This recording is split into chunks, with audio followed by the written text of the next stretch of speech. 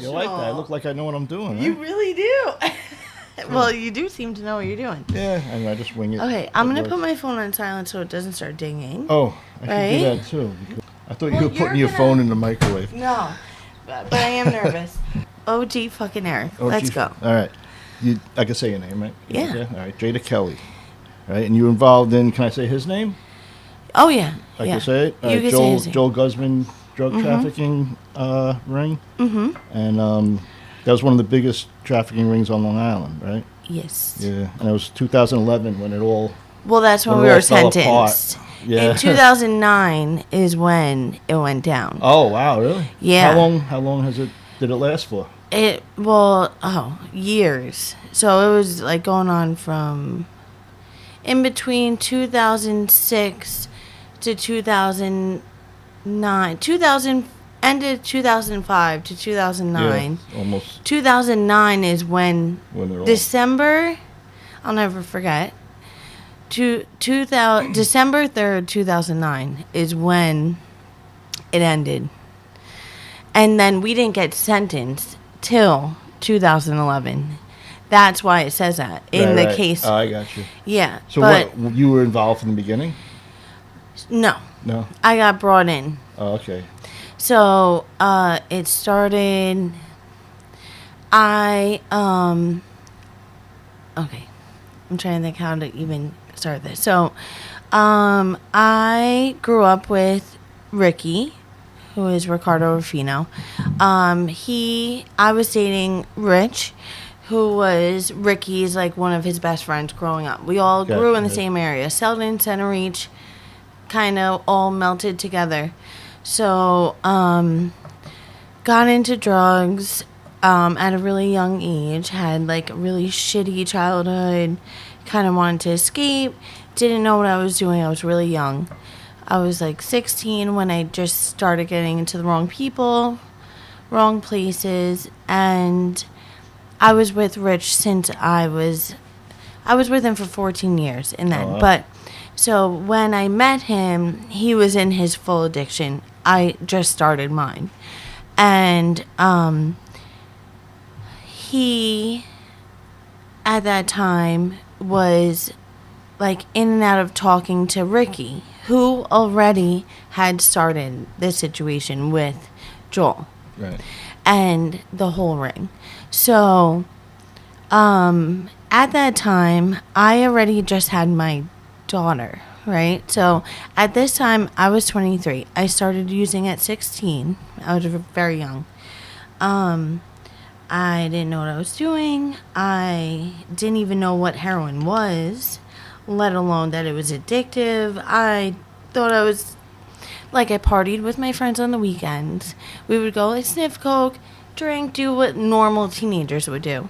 And one New Year's Eve, my friend was doing something else. I was like, oh, I want to try it. And I did it. I didn't know it was heroin, but it was. It ended up being heroin.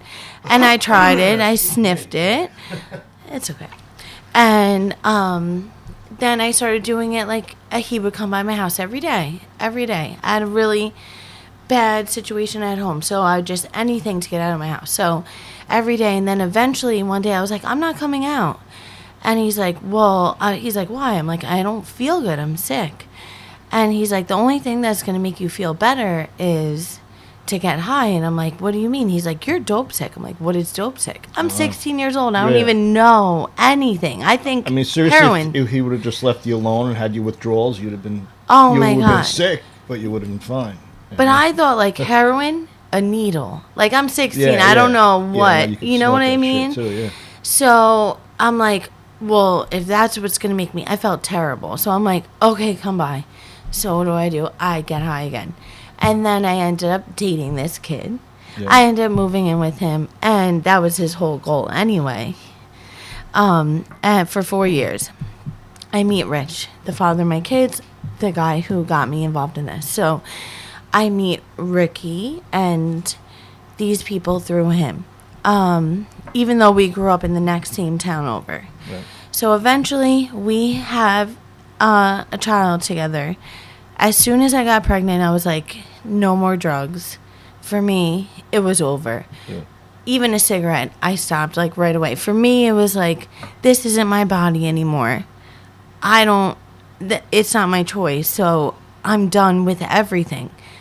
That worked for me, but for Rich, he couldn't stop. Right. So we were still involved in everything with him, but I stopped using, but we were never out of everything. So he was still using. I was dealing with him with using, with all the same people, the same drug dealers, everything. So we still saw the same people. So we were hanging out with Ricky, who was a really good friend. He ended up being the goddaughter of my child, my first daughter. She was a year old. I then got pregnant with my second daughter. I just was pregnant. And we were hanging out with Ricky and his girlfriend, Michelle, all the time. We would do family parties together. My first birthday, like my daughter's first birthday party, her everything, her christening, he was a godfather. I mean, like, our families were with their families. Like, we were a family. I didn't have a lot of family, so it was like, this was my family. So we were very, very close. He was selling heroin, and he was selling a lot of heroin. And I was like on this whole thing where I wanted a better life for my kids. I didn't want to be involved, but my boyfriend was still using heavy. And sorry. That's right. So financially, it was super hard on me, right? Because he's using a lot, and I was working at a doctor's office. You got and 2 kids now, right? Yeah, I'm about to have my second, okay. right? I have my first. I'm in a basement apartment. Just trying to make it. I'm newly sober by myself with someone using right in front of me all the time. Man. And he used hard. He was an IV drug user. Like, it was a lot. So Ricky wasn't using either. He was an ex-user. So I remember when he was using, he was clean, but he was making a lot of money. And I was so, like, enamored with his lifestyle. He had everything I wanted, the cars and just money to do everything he wanted. He had, like, this freedom that I always wanted. And he would ask us to, like, why don't you work for me? Why don't you work for me? And I was so scared because I did have a kid and I wanted a different life. Right. So my deal was like, okay, but I can't be involved. Rich was like, please, you won't be involved. You'll never touch it. I didn't even think of the charge that was about to, like, come down on me, that you don't even have to touch it, which I did. But he's like, you don't have to be involved. You'll never touch it. You count the money. You do certain things that you'll never touch the drugs. You'll never see them. That didn't end up happening, but that was in my mind. I made it okay. Like, okay, there'll never be a reason for me to be arrested. But I was 23. I was so naive and stupid at the time that I really thought that there wasn't a chance. So you're like a bookkeeper kind of, right? Mm-hmm, which I loved that job. Yeah. I had the machine that counted all the money, and it was like a movie. It was like, it was amazing because not only was I wasn't like, so Rich wasn't going, this is the father of my kids, my boyfriend. I was with him for years, and I thought I was going to be with him the rest of my life. So he at the time was still using, so he was using a lot of our profit, right? Right. So for me, it was like making sure he kept us, like, he wasn't financially draining us with that, and he was okay. And I'd have to make sure he wasn't ODing. Like, it was a lot. And I was pregnant and taking care of our 1-year-old daughter. Right. It was, and making sure his family, because I didn't really have a lot of family. So this group was like a family? Yes, it was a family. Yeah. Like, everything we did together was a big occasion. We would have these huge, magnificent parties. Like, we would... we would have rent out, like, the back of a restaurant and have these I have pictures, like, these beautiful parties, and I thought we would be like a family forever. Right. And that was like my best friend. Ricky was my best friend, and his girlfriend was too, but Ricky was someone like I could call and count on, and we talked about Rich's problem and the things that he did wrong and how his using was messing up the business and money and everything like that. So it was more of like Rich would also, one thing about him is even though he was using, he was always a really hard worker. Right. I would never take that away from him. He went to work sick. It didn't matter. He always went to work. And so most of the time he was at work. So what ended up happening where I wasn't supposed to touch anything is he would call me and be like, well, please meet this person. You know, if I'm going outside, and this is like back in 2006, 2005, even now I could use this $600. But like, if I'm going outside for 3 minutes of my time, and I only have to meet someone, and I'm making $600, that's a lot of money for 3 minutes, 3 minutes, right? yeah. So it was really, really hard. And I'd be like, no, you said I'll never have to be involved in that part of it, and da-da-da-da. But it ended up, he was always working. Right. So who ended up doing most of it in the end was me. Right. So it would be like, and Ricky would call me like, hey, I know we said this, but please, you know, just meet this person. Just meet this person. So I ended up doing most of that work. So what ended up And was you got supposed to paid be like Rich's job. $600 each time. Oh. So I ended up being like, so there were people like below me who would do like nickel and dime bags. Right? So they'll go out and like sell like a bag for $10. They're not making that much. But if they sell a bunch of them, they're going to make a lot, but just at a slower rate. Right. If I'm selling 5 sleeves a day, that's 600 times 5. You know, that's a good amount of money in one day. Yeah. And it only took me how many minutes out of my day was not that much. Right. But this is the thing. And it really does kill me because it wasn't my intention. And this is the thing that people don't understand. Like, how could you do this? You had a daughter, right? Yeah. And you don't intend to hurt your family or hurt, like, your daughter or think you're putting her at risk. But you're like, I want the best for her. I want her to have everything I never had. I wanted her to have the best sneaker. I know it's so stupid, but you're It's young. not stupid, but yeah, it's, you know, you don't put 2 and 2 together. No. Yeah. And I'm like, I want her to go to a good school. I want her to not be made fun of for having kids from Payless. Like, Right. you know, the stupidest things when you're 23. And I'm like, I want to be able to buy her this. And I want her to be able to live in a pretty house and drive in a pretty car. And I just wanted something different for her. So although I should have never brought her in the car to do something like that, I ended up doing that. Oh, yeah. And that was something I would have never did. And I swore I would have never did it. And people that do that, like, you look at them like they're the biggest piece of shit parent. How could you do that to your kid? But at the time, you're not thinking of everything else that could have happened. You're all wrapped up in You're the whole thinking, thing, right, yeah. what's going And on. it's like people are pressuring you, like, well, I know it's just this one time. Just do it one time. And then you do it that one time and you're like, well, that didn't go that bad. I'm going to do it again. And you get addicted to the money because once I did it a couple times, I was like, oh my God, that was so easy.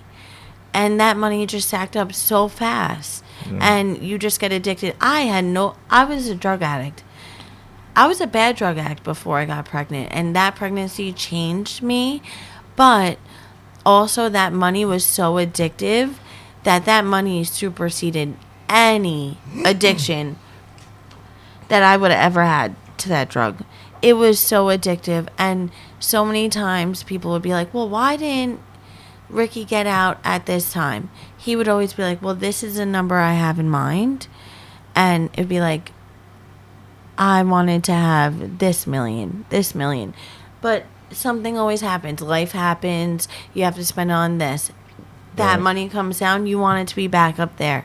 And then it's just like things happen and it's never enough. It's never enough. Right. It's never enough. You keep going, you make mistakes. But what ended up being like the worst part about it, we were going through all this. This kept going on. And I was doing everything was fine. No one in Rich's family knew. Life was going on. Life was great. We were having money. There was no struggle. I was struggling with my interpersonal relationship with Rich because he just could not stop using. He would mess up with money.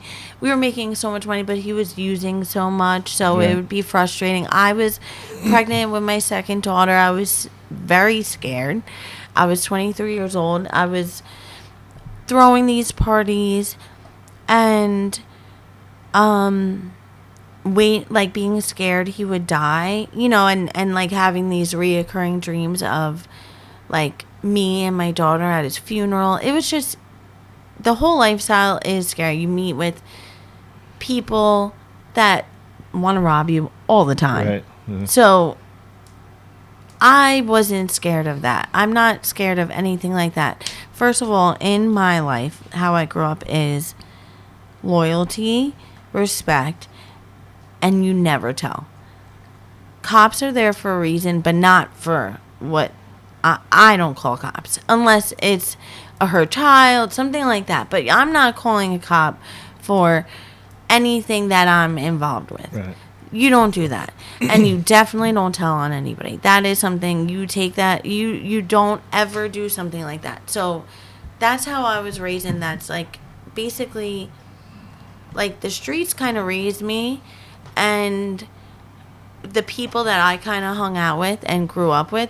So when I found out what kind of took me and my family and everything down was really, really devastating to me. So everything was fine. We were going into the city. We were doing really good. So there was so many different, the problem with, you could be as solid as you want as a dealer, and you could make sure that you're as safe and careful as you want to be. But the people underneath you, there is people that sell like bags. There's people that are, there's so many different dealers underneath you. And there's people also above you doing things like the people, that are... Yeah, it takes just one of those people to fuck up. Right? One of those people, right? Not only that, but like they're desperate, so they're not making that much money. They could, but they're using, right? So they're doing it just to support their habit. Right. And they're trying to scam you too. So you also have to be dealing with people trying to rob you. You have to deal with people trying to scam you out of money that are working for you. You have to deal with all their fucking fiend habits. It's like, it's exhausting. Right. It is an exhausting job because you are literally working 24/7. And these people underneath you will tell on you in a second, right? So you have to keep them happy and comfortable, but also not to where they're walking all over you and taking your money and taking advantage of you. So there's like a fine line of somebody that you have to be. And it's almost like, it's like somebody that you have to, it is who you are, but it's like you have to be this person that you necessarily, it's like you have to deal with this whole life all the time that you want to just kind of walk away from, but you can't because you're like so far deep in it right now that you can't. So many times I just want to be like, I'm done. I don't want to do this anymore. I want to walk away. But I couldn't walk away from the money, number one. I'm already like accustomed to a certain lifestyle I've established, right? I have a boyfriend who is a raging addict, and I don't know what to do with. He will not get clean. I tried to put him in so many detoxes and rehabs. How many times did he leave, not go? It was just a nightmare. And I am an addict at the end of the day. Right. And everyone forgets that too. It's just, and I have kids now. It's like, it's insane.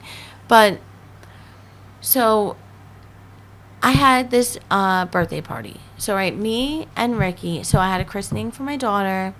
It was amazing. Ricky was the godfather of my daughter. And soon after that, I had my daughter's first birthday party. I was like 7 months pregnant with my second daughter. I threw this huge party, and I made like a 3-tier cake. Like, I was very much stay-at-home mom. Right. When I was home, I was baking, I was cooking, I was very much like that type of mom. And which is like, I know it's so kind of probably crazy, right? Because like at home, I'm like that type of stay-at-home mom, but then in the street, I'm like, yeah, bookkeeper for a huge fucking drug ring. Right. I know, it's so, but that's just really how it is. Yeah, I'm a normal person. Yeah, that's your job. That was your job at the time. Right? Yeah. So on December 3rd, 2009, December 1st, I had my daughter's birthday party. Ricky, Michelle, his girlfriend, everyone comes over like we always do. We had the party together. His family, like, even his family, was so close to. His sister, his mother, like, they were my family too. Right. Like, we were so intertwined, and they were always invited. So it was like we were really, really close, and so we had that birthday. It was a great birthday. Michelle came over. We bought all the decorations. We made this 3-tier Hello Kitty cake. We made all the fondant. Like, it was like a big cake, and it was a big deal. And we had that birthday party. So Rich went over to Ricky's house. He lived with his grandfather. He rented from his grandfather in Nassau. Rich went over. He went to go bring some money over. At that time, we were picking up 300 sleeves every 3 days from the city. How much is in a sleeve? So in a sleeve is 10 bundles. In one bundle is 10 bags. It's like a deck, right? They call it. So that's a lot of heroin every 3 days, going back and forth from Queens, or there was different places, right? But mostly Queens. And Rich would be usually the one to drive. Okay, so he had just picked up at that time when this happened. So he just picked up right after the birthday party. That was on December 1st. Then after December 1st, December 3rd, he went to Ricky's house. They went to go do some sort of transaction. I stayed home with my daughter, and he normally doesn't do sales in Nassau. It would only be sleeves. Like I said, there would be other people to do those type of... My throat's fucked up today. I don't know what it is. That's okay. It's probably like the weather. I don't know. So there would be like other dealers that would do like bags and things like that, right? So that's not something Rich would normally go and make a sale for. That's not his job. That's not something we would even waste our time doing, or we wouldn't risk our freedom for something like that. And so I don't know, I just had a weird feeling that day. I really did. I had a really weird feeling, and I was like, okay, see you when you come back. Gave him a kiss goodbye, and I was like, I don't know, maybe you shouldn't go today. And he was like, no, I'll come back. I know why he wanted to go. He needed more shit, and he was more worried about getting high. And I think, honestly, I know someone isn't going to be happy when I say this, but at that time, my friend Ricky, he was starting to want to get high, like on cocaine. He was clean for years on heroin, clean for years. He was just like addicted to the money again. So, but he had like started kind of fucking around with the idea of like getting high on coke, and I think he did a couple of times, and he was asking Rich to get him coke. So that's really why Rich went there. And That's why Ricky wanted him to go there. I heard the conversation. I knew really why he was going there, but they just thought I wasn't going to hear it. Right. Whatever. So he goes out there to Bethpage. Michelle is there, his girlfriend. They live in the same apartment. And Rick gets a call from somebody who just for like a low sale, like a couple bags. And Rick would have actually go meet him. So Rick would have I used to love them. There was these like 3 huge Rottweiler dogs. When he would go meet people, he would walk these huge fucking Rottweilers, so right? No one fucks with them, right? Right. They will fucking kill you. Oh, yeah. They were huge, right? Yeah. Huge, and they were fucking scary. And they were like, he did train them like to fucking kill you. Yeah. They were great to me, but I was also really pregnant. They were really strong at the time. So and then I used to have my pit bull, so it was like a big fucking crazy dog family when we got them together. But he would take them for walks, and he would walk, and I think it would protect him from police, he just felt safe with these dogs. Right. So he would take them, and he would walk them at night, and he would go meet people. And normally he would do that, but that night he didn't. He sent Rich to go meet this guy in Nassau where he normally doesn't meet anybody. Rich never meets anybody in Nassau. It was like not our area, not our people, Seems not like our... a red flag. Yes, right? Yeah. Now, and I didn't know he was doing this, so Rich didn't give me any heads up of what he was planning on doing, because I probably would have been like, no, just come home. Something's up. It doesn't feel right. So I get a call from Ricky like, I'm sorry. Rich just got locked up. And I'm going to get him out. Don't worry. I don't know. I'm going to get him out. Don't worry. Because he knew I'd be panicking. Like, that's the father of my kids. Right. I'm 7 months pregnant. I have a daughter at home. You promised me this would never fucking happen. Right. Not that anyone can promise you. But I was 23 and I was dumb, right? So, then, and we were like really, really tight. So I know he felt bad. But why he felt bad is the fucking problem. So... and the whole thing didn't make sense. I'm like, why would you send him to go meet them? Hey. Hi. What's up, man? So I'm like, why would you send him to go meet them? I got another mic if you want. Yeah, put him on. Put him on. How's it going? Man? Good. How you doing? So I'm like, go. Yeah, you should put another mic. Yeah. Yeah. Well, we could start talking to you. Yeah. I don't want to start him. Yeah, I know. Not to work this thing all, Okay. I'm an amateur. Well, he could just come and sit.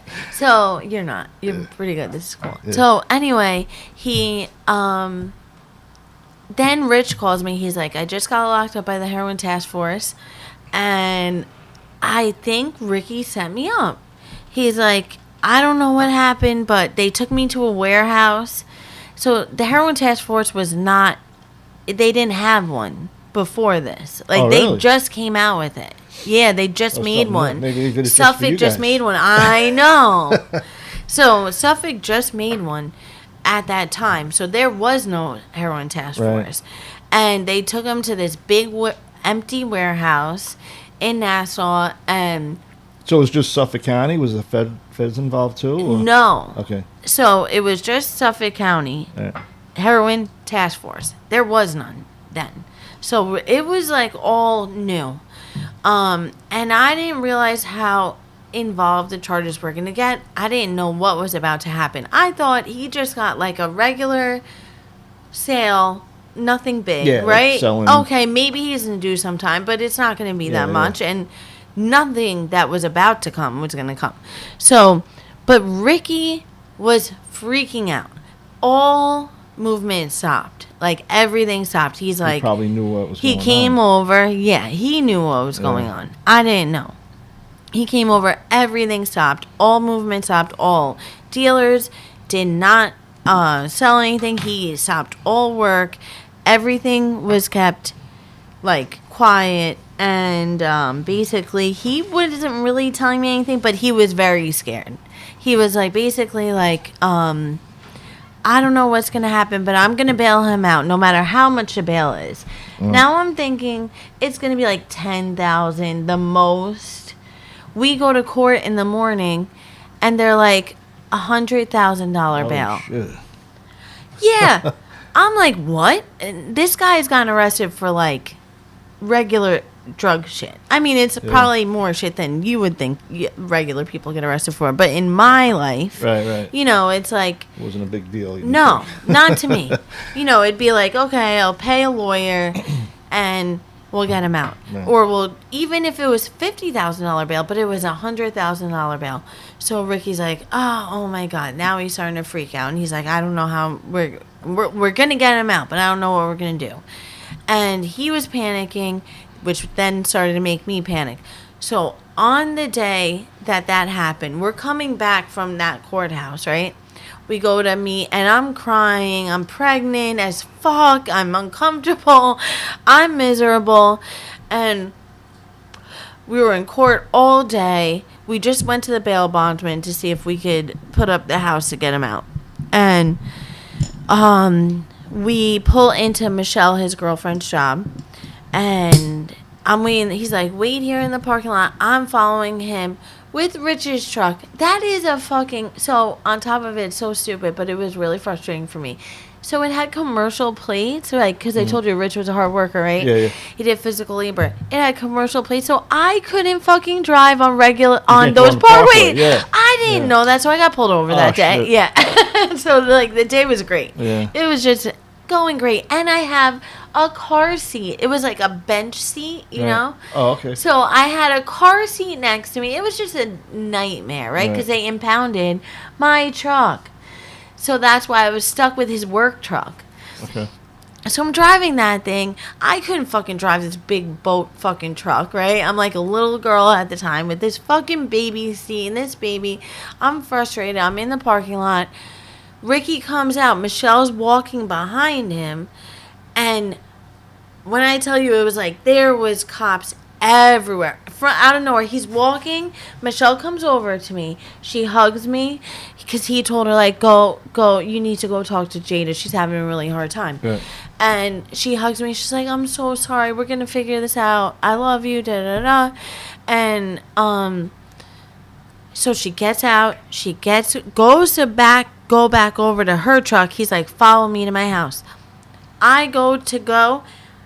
A guy the police come over to me and they're like, their guns are drawn. Damn. I don't move, obviously. Yeah. I'm not moving the fucking truck. And where did this happen? This was in the parking lot of her diner where his girlfriend was working in Bethpage. All right. Oh, there was cops all over that parking lot. All their guns were drawn. I was nervous they were going to shoot him because he was bugging out. I mean, he was still, because I know he didn't want to get shot that day. But they were on him more than anyone. They were all on us, but they were on him because obviously they didn't want him to start running. Right. And so that's it. Everyone gets arrested. My daughter is there with me. Wow. So that's what I was panicking you got arrested about. Then, yeah. I was panicking the most. My daughter was right next to me, and I don't have any drugs or anything on me, so I'm like, why are you arresting me? Like, I don't have anything. I was so young and naive, and this was like years ago. I didn't even realize that, like, what they could have done, what they did, they could have done. So I'm in Nassau. They end up taking me, because I didn't see anybody after that. They take me all the way to the 6th precinct at first, and back to Selden, right? And I was 7 months pregnant. I was handcuffed to that table for 6 hours. Where did you get arrested? What I was in Bethpage, in Nassau. And they Suffolk police went into Nassau? Wasn't. It was heroin task force, oh, okay, so they can do anything. Well, yeah, I got you. Like a which is crazy, thing, right? Yeah. So I didn't know that at the time. I'm thinking, what the fuck? Like, this is not no regular arrest. Yeah. Like, I don't understand. Why am I not going to the closest? Back to Suffolk County. Yeah. Why am I not going to the closest precinct? Why am I being arrested? I have no drugs. And they're like, I kept asking, why am I being arrested? Why? They would not talk to me. oh, you'll find out everything soon enough. And they were talking so much shit. Like, they were nasty. Right. You know how cops are sometimes. Yeah. Like, with stuff like that, they'll just talk so much shit. And especially when I got to the 6th precinct. Oof. So, and I was pregnant. So, they're like, they were not very nice to me. So, I got to the 6th precinct. I was handcuffed to that table. So when you're pregnant and you're that far along, you have to pee so often because they're on your bladder. The baby is sitting on your bladder. And I was handcuffed to that table for 6 hours straight. And I had to pee so often. They did not give a fuck. They didn't bring me to the bathroom, so I was just holding it. I was in such pain and agony from having to pee. Just pissed right there on the floor. I know I should have, but I can't do that. I'm too much of a lady to do that. But I had to fucking pee. It was terrible. Yeah. But I'm just confused. Like, why am I at the 6th precinct? Why am I being arrested? They don't have any drugs. And I knew that if they went to my house, there was going to be no drugs. Yeah, so I was like, well, I don't understand. They got rich. Okay, maybe Ricky, I don't know. I know Ricky shouldn't have had any drugs on him. And I don't know if... So Michelle was doing this thing where she had like a fiend friend who she was hooking up behind Ricky's back. And she would hook her up because she wanted extra bottles of... She was on methadone at the time to stay clean. But she was getting high on her methadone, so she would get extra bottles. So she would give her dope behind Ricky's back and, like, take extra work and give her the shit so that she can get extra bottles of meth. Because she was always asleep, always nodding, this girl. Yeah. So she was just, like, in her own world. Everyone would kind of leave her alone and just let her nod and do whatever. But I didn't know if she had bags from that, and that's why we were getting arrested, but I wasn't with her, so it wouldn't have made sense still. So anyway, I was being interrogated. Where's the shit? I'm like, I don't, obviously, like I said, like, my number one thing is, like, you don't tell, no matter what. Yeah. I'm not telling. Yeah. You could beat it out of me. I'm not telling. And first of all, I'm not telling for my own self. Right. And for anyone else. I'm not doing that. But the cops were saying comments that didn't make sense to me. Like, they're like, kind of alluding to the fact that Ricky was, like, telling, like, he was a rat. And that, I would have never, I was like, no. Were they no saying way. Stuff that only he would have known? Yeah, like, and they're like, you know, you think you know Ricky, but, like, we know things. And, like, they're things they might have been full of shit, too. Right. Because they do that. Yeah. So I was like, nah, no way. I'm not believing what they're saying. They're trying to just... But you can't lie to them. Right. So they're trying to just play me to make me go against him. And I know the whole deal, and I'm not falling for it. So I said nothing. They kept me in there for 6 hours. Asking me. But the one thing that they were saying, which was kind of like... They were like, I know that you're a good mom. I know that you just... made a huge cake for your daughter. I know you just had a birthday party. I know that you really do take care of your daughter. But then they, like, tried playing that on me. Like, I know you care about your daughter so much. So do the right thing and tell us. Like, they would use that against me. You know, and it was, like, killing me, too. Because I'm like, all I could think about was my daughter. They ended up letting me have my mother-in-law come take my daughter, which was great. Right. But... it ended up not working out in the end. It ended up being a huge disaster. But they did let her come take her. But my first concern, obviously, was her. And, oh, my God, like, this is going to be a disaster. And they knew. They couldn't believe it. Right. They could imagine Rich, maybe, but definitely not me being involved in anything like that. So, we're handcuffed for 6 hours, right? Then they put me in the fucking cell by myself, freezing my ass off on the fucking metal fucking bench. Everything's metal, cold. In the morning you go on a bus to court, right? So when they give you your slip and it'll say your property on it, none of my jewelry, they make you take all your jewelry off. none of my jewelry was on there. Really? And I'm like, none of my jewelry is on there. You didn't come with no jewelry. They stole all my jewelry. Serious? Yeah, they stole everything. So like, I had these like really pretty like white gold and diamond like it was like the kid emblem like Right. things and like different jewelry. I had like a lot of nice things because I had money then, right? They took that and they said I never came in with it. They can just do whatever they want. Right. And like, who am I to be like, oh, I did? They don't give a fuck. Yeah. So they took all my jewelry. I get on the bus, go to court. I'm in the courtroom, and when they call me up, they're like, "This is Ricky's right hand man," and they weren't wrong, because Rich was always at work. And he was always a mess. He was always high. Right. So that wasn't the intention from the beginning, but it ended up being that way. And they went through they made me sound terrible though. They did. They sell to high school kids and I didn't. Ricky didn't. But the people in the ring did. You really can't control what they do, though. You can't babysit. No, I can't. Unfortunately, it's connected to you, but. So and the thing is like they dug up. So while I was in there, they dug up my backyard 4 times.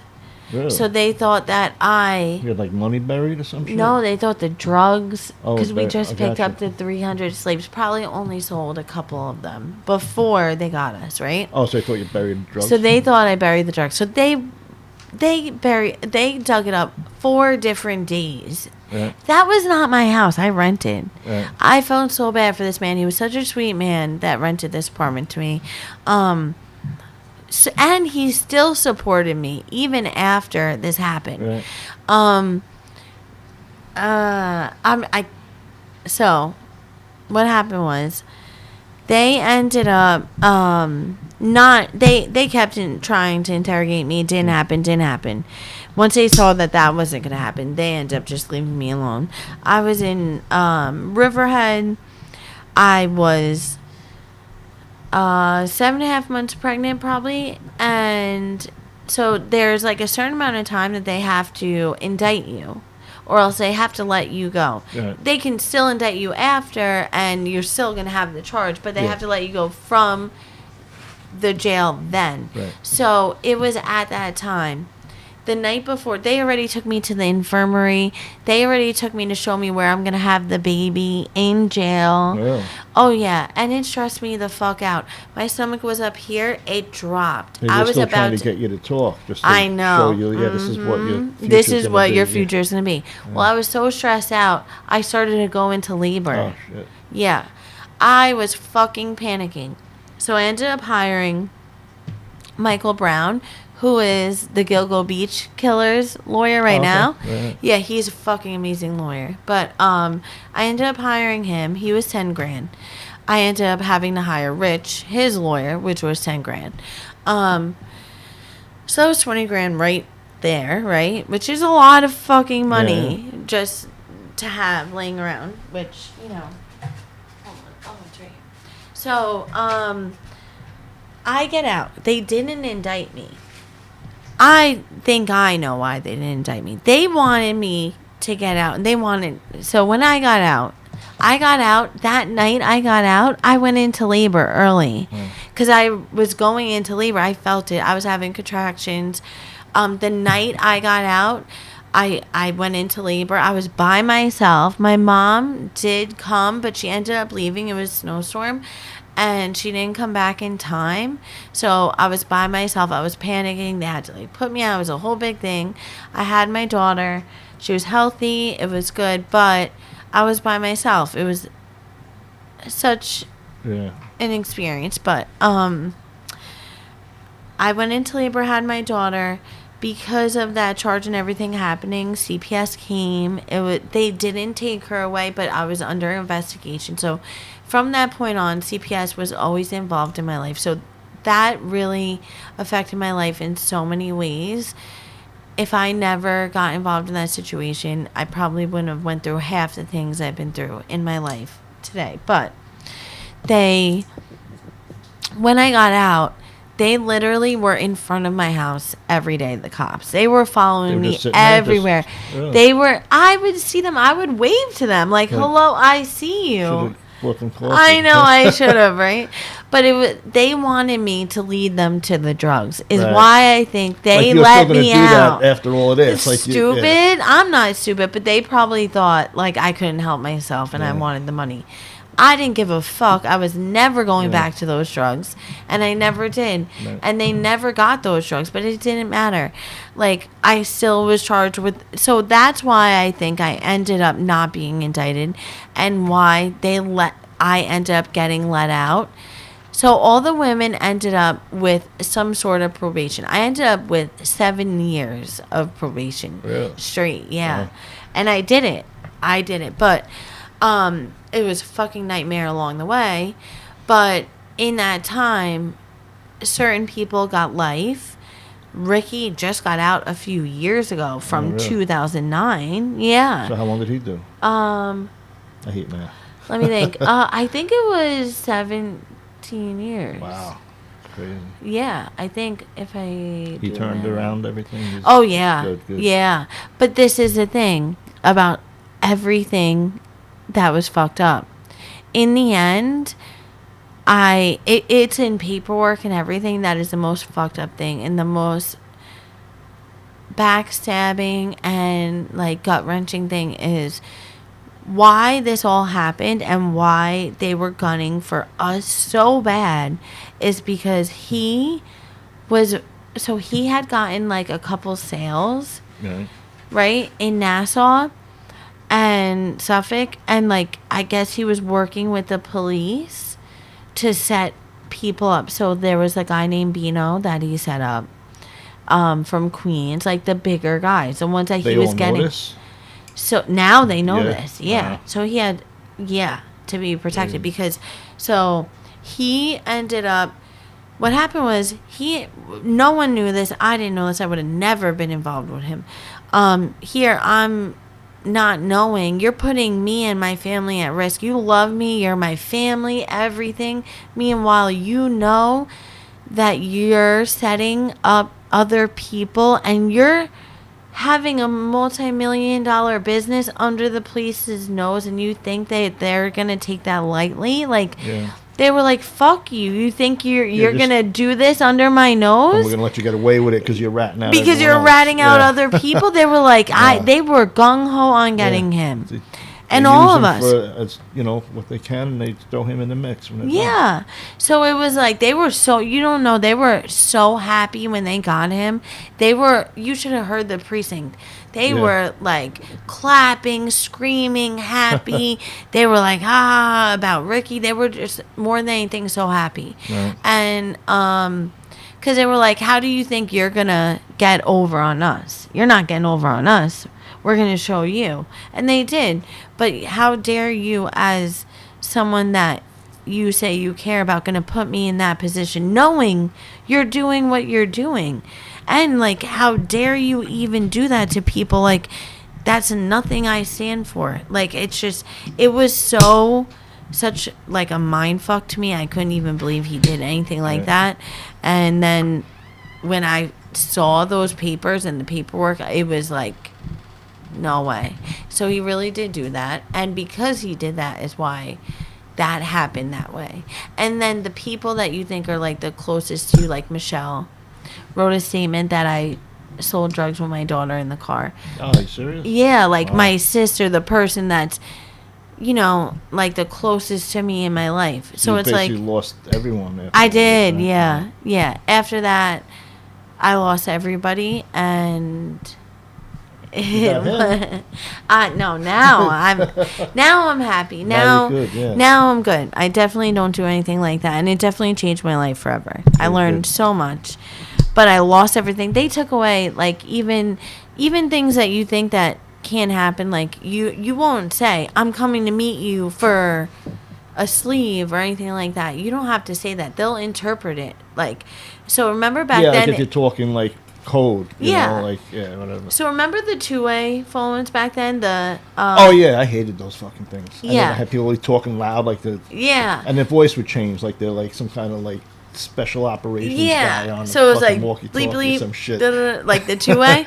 So Yeah. they hear all the. Remember, everyone's like, oh, they can't track those. They track they track everything. everything, Yeah. yeah. But also like whatever you say, like, oh, meet me here, whatever they'll interpret it, even if it's wrong. Whatever they say is Bible. Like that's it. Right. And then like my daughter's bank account for like her christening, even though there was like christening checks from her family, they took it because they're like, well, you wouldn't be able to have that if you didn't sell drugs to afford to keep that money for her. So they take Right. everything. Gotcha. Like literally anything in your life they will take. Yeah, because so you've they used the drug money to buy right. everything. Yeah. So basically they took everything. Your cars, your life, your dignity, respect, and everything with it. And then CPS comes along, and that's a whole nother story. Yeah. So it's been like, and it stays with you even this many years later. Yeah. It will always stay with you. So yeah, but now my life is completely different. That's good. Yeah. That's good. What would you tell someone like, let's say a young girl, like 16, that thinks all that's cool and shit, and they're about Oh to get my into God, it is not cool. Yeah. I would say stay away. I would say, honestly, you're going to lose everything you love. And you're going to go through a whole lot of pain. And there's nothing cool about that. Do you have any regrets about any? Oh, I mean, yeah. I'm sure you do. So many. Yeah. Really, more than anything, it's like my daughters. Right. That's You really see them now, like, though, right, and everything? But they don't, I don't know what they know. Right. I think they know, because like Well, how things old are are they now? public. 15 and 14, those two. Yeah. And they do know. I think they know. But I don't know exactly what they know, and I don't think they realize like circumstances, how I grew up, like what kind of led me there. But You right? but I love them so much, and I just want. They have a completely different life, and they would never have to see anything like Good. that. Yeah. And they're like the best children in the world. And they're happy, healthy, and they're into sports, and they're really good at school, and they're really good kids. So I'm That's really good. thankful. Yeah. So that's something positive out of the whole thing. Yeah. I'm sorry. All right. I think we're done. Yeah. Thank you. Thank you.